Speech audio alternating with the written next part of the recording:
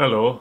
Season 7 of Game of Thrones is in full swing and I, like many other people, have been enjoying the hell out of it. So I thought this would be a good opportunity to go back and have a look at the video game based on the series.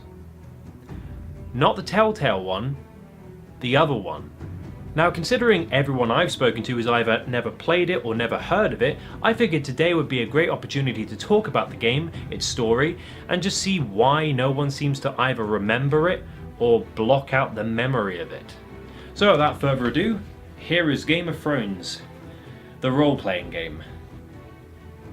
The game's timeline is set before season 1 of the TV show, and we start the game off at the Wall playing as Mors Westford, a grizzled veteran of the Night's Watch who fought in Robert's Rebellion under House Lannister.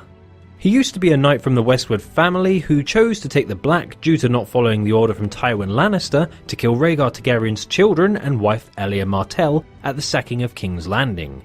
We get to choose his fighting style and stats when we begin, such as a Magnar or Hedge Knight, and then we get to pick his attributes. This is a really cool way to mould the character to your own liking, as you have deficits and bonuses which you need to even out to use.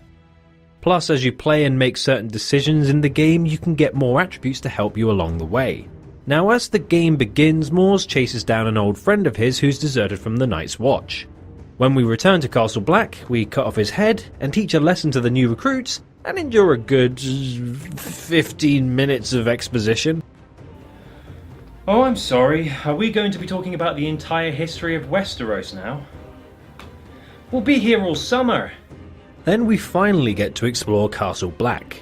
Like most areas in the game, there are hidden stashes of cash, side quests to pick up, and areas to explore, but it's very linear. Next we try out the combat with the new recruits, and although it reminds me of Dragon Age Origins in principle, it's very poorly implemented. Essentially, you control Mors and sometimes, on occasion, a sub-character. You have special moves which can stun, cripple, bleed, or even disarm opponents, but they have to be sequenced in very regularly. You can press the right bumper to slow down the fight so you can pick out your actions, but it really messes with the flow of the combat. So when you get two characters to control plus Mors' special abilities tied to his dog, you continuously have to keep stopping and starting the combat, which makes it extremely tedious to win even basic skirmishes.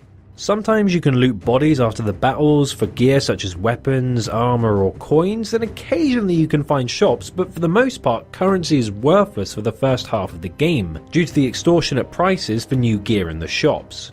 We can even use flasks which can be filled with oils and potions for use in combat, but these are usually not worth worrying about due to the fact that after any combat, all characters restore to full health. Oh, and speaking of Mors' dog, Sir Westford also happens to be a skin changer and can actually control the dog. Whilst warging, you can pick up scent trails to track enemies, hidden loot and objectives, plus partake in various stealth sections where you can rip the throats out of your enemies.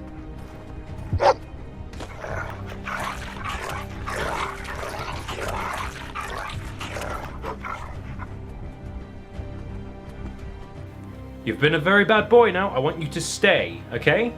Stay. Stay. Stay. Then after the first chapter of the game, we play as Alistair Sarwyck, the successor to the Sarwyck throne, and also part-time Red Priest.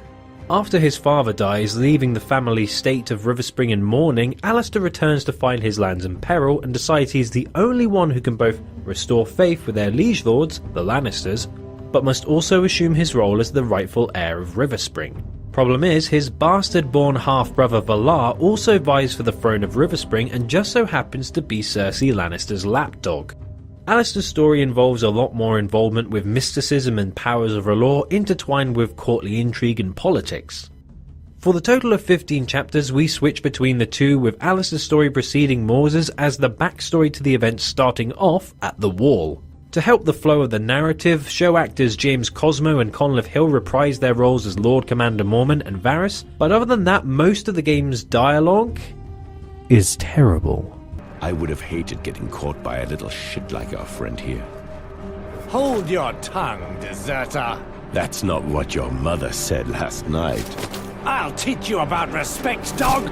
Enough! I forbid you to touch him. You would not have had the slightest chance against him, blade in hand. You, sir, have hurt my arm. That's very bothersome. Oh no. I guess I'll have to tell the Lord Commander that you've been bullying me.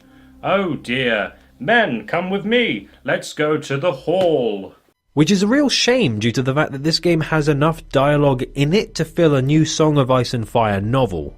Plus, even though the mechanics are quite bare bones, the story itself is enough to warrant playing the game the whole way through. To that effect, I'm going to explain the whole story of the game for you, so if you've not seen much Game of Thrones or even Season 1 of the series, beware of spoilers. Alistair goes to King's Landing and finds out his brother is missing. Speaking to Queen Cersei, he finds out Valar has been tasked with finding a girl called Jane Greystone to bring to the Queen. The story asserts that Gawain is somehow involved.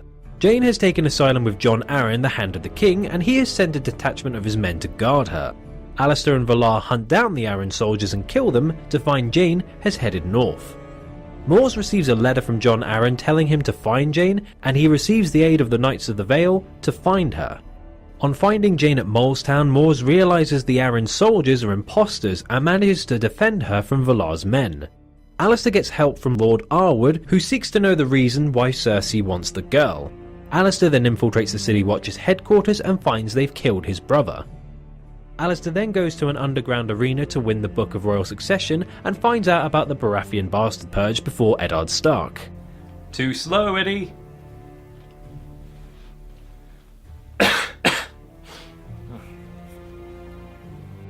Alistair heads off to Castlewood, the holdfast of Lord Arwood. Mors deduces that Jane slept with King Robert Baratheon and is pregnant with his child. Also, she's a Targaryen, being the bastard of Mad King Aerys, which means her child would succeed to the throne due to having the blood of both royal houses. Being made a recruiter for the Night's Watch, Mors heads to a secluded cottage where his family is staying to hide Jane. Expecting to find his wife and daughter, he is shocked to find they're both dead. Mors then comes under attack by Valar's men and is helped by Lord Arwood's guards. Mors makes his way to Castlewood and Jane gets abducted by Lord Arwood, and Mors gets drugged, imprisoned and then tortured.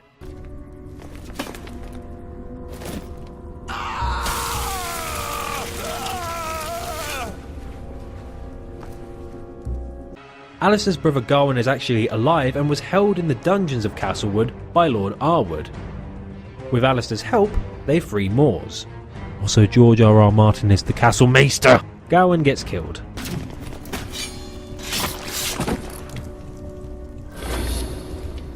Mors and Alistair escape Castlewood without Jane and reminisce on their time fighting side by side as the Double-Edged Sword during Robert's Rebellion. Returning to Riverspring, Mors and Alistair find it under the control of Valar and begin to overthrow his hold of the town's grip, starting with the town, then moving on to the castle. At the end of their struggle, Mors challenges Valar to a trial by combat and wins. However, Valar summons a shadow demon and kills Mors. Plus he kills Alistair's sister, who he was supposed to marry. And he's her half-brother. Alistair then gets stuffed in his father's tomb, promptly gets out and kills all of Valar's men posted to guard the castle and town, including a soldier who's doing some very unspeakable things to Alistair's dead sister's body. Then Alistair gives Mors' dead body the kiss of R'hllor, and brings him back to life. Beat you to it, Dondarrion. Mors and Alistair then sneak into Castlewood as Valar assaults the stronghold from outside. They find Jane and try to escape, but she gives birth. Yuck. Lord Arwood is killed by Valar's shadow men, and Jane stops Valar from getting to her baby, Mors and Alistair, at the cost of her own life. No! No! No! No! Mors and Alistair go to King's Landing and find Varys. Varys warns them they need a Valyrian steel sword to kill the Phantoms and says he set up a confrontation for them to kill Valar in the throne room whilst Ned Stark is being beheaded. Mors and Alistair fight Valar and kill him, but not before he tells Mors something cryptic about the death of his daughter and wife. We get a flashback of Alistair and Valar at the Westford estate as they are tasked with killing Mors' family.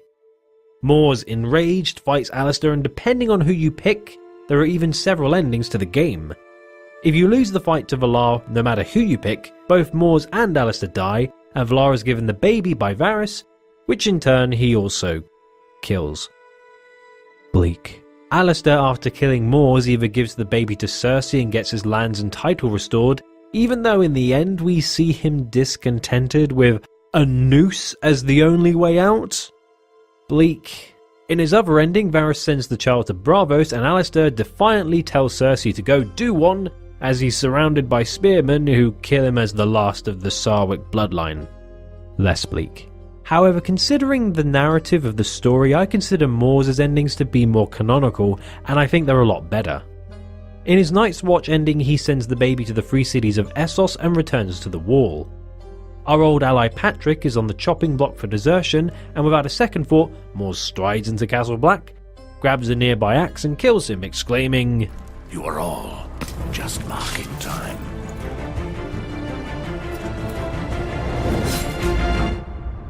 We are already dead. All of us. Accept it. Bleak. And the final ending is my favourite, the deserter ending. Mors looks after the child, he tells him he's not good at much other than fighting and killing, but he'll do the best he can. The dog barks, Mors picks up his sword, and goes outside to face the men hunting him.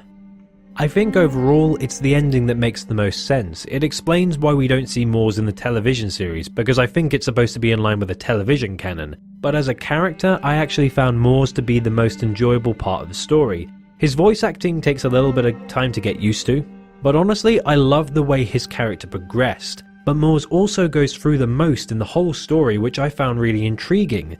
There's even a DLC part of the game which is based 10 years before this story, where we get to see where he gets his nickname in the Night's Watch as The Butcher. Plus overall it just makes sense that Alistair Sarwick does also die as a compelling and interesting side story to the TV show. Because Mors loses all he has to the Game of Thrones. His family, his post, his friend, and even his life. But now he has one last thing to fight for. The future of an innocent. The slim hope for a future without bloodshed. For winter is coming, and some of us will always choose death over dishonor. So there we have Game of Thrones, the role-playing game. The problem with this entire game is it's dense and mediocre, two things you do not want to mix together. The combat, exploration, dialogue, quests, leveling up, progression, it's all just really bland, and the problem is, most people will struggle to get through this game just because everything is so much of a chore to do. The story itself is worth it, but you have to wade through so much mediocrity to get to it. And that's not to mention the fact that the game just looks bad. I mean, it's a PS2 looking era game. The animations are clunky, the facial expressions just look robotic, and there's just nothing really to show the flair other than some of the environments such as the Wall, and even then, the TV show does it much better. Even the Telltale game does it much better. Though I must admit I was excited to come back and play this game between my breaks because, let's face it, this is a 20+ hour game. But other than Mors and Alistair, most of the time, I didn't come back for the combat or the characters, it was always the story. And that's only because I'm a pretty big fan of Game of Thrones itself, especially the TV show. However, I must bid you all farewell, I'm all out of ale, and winter is coming. But I hope you guys enjoyed this video, thanks very much for watching.